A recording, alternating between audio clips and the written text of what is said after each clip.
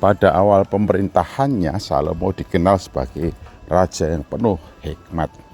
Dan oleh karena hikmat yang dimilikinya itu, ia terkenal sampai ke seluruh penjuru dunia.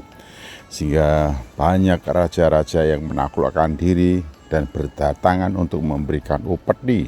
Hingga hal itu membuat Raja Soleman atau Salomo menjadi sangat kaya, amat sangat kaya. Nah, selama ia mengikuti apa yang dinasihatkan oleh Raja Daud, yaitu melakukan kewajibannya kepada Tuhan dengan sepenuh hati dan dengan setia, tidak menyimpang ke kanan atau ke kiri dari peraturan, ketentuan, dan perintah Tuhan sebagaimana yang dinyatakan melalui Musa.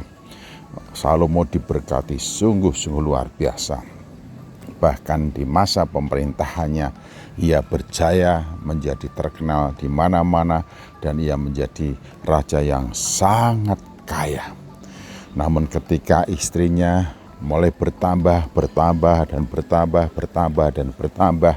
hingga dia memiliki 700 istri dan 300 gundik. Wah, istri yang jumlahnya begitu banyak. Dan mulai saat itu hatinya tidak lagi condong kepada Allah, tetapi justru mengikuti para istrinya. Ia mulai menjauhkan diri daripada Tuhan sampai pada masa tua ketika ia sudah mulai menyadari kejatuhan rohaninya secara luar biasa dan sekaligus berpengaruh kepada pemerintahannya demikian juga luar biasa. Hingga pada masa itu ia teringat untuk apa yang dinasihatkan oleh ibunya, supaya ia tidak menyerahkan dirinya kepada perempuan-perempuan jalang, dan supaya ia tidak mabuk oleh anggur, supaya ia memperhatikan bagaimana nasib orang yang miskin, orang yang tertindas. Itu nasihat yang diberikan oleh ibunya.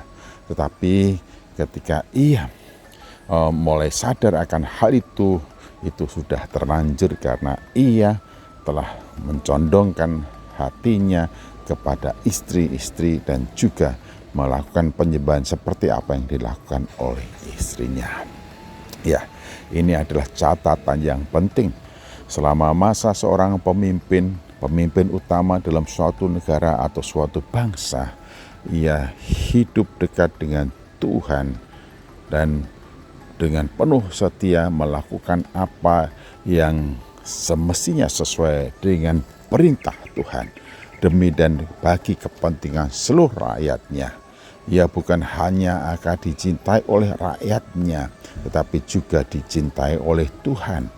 Ia bukan hanya dikenal oleh rakyatnya, namun dia akan mendapatkan penghargaan menurut pandangan Allah dan juga manusia.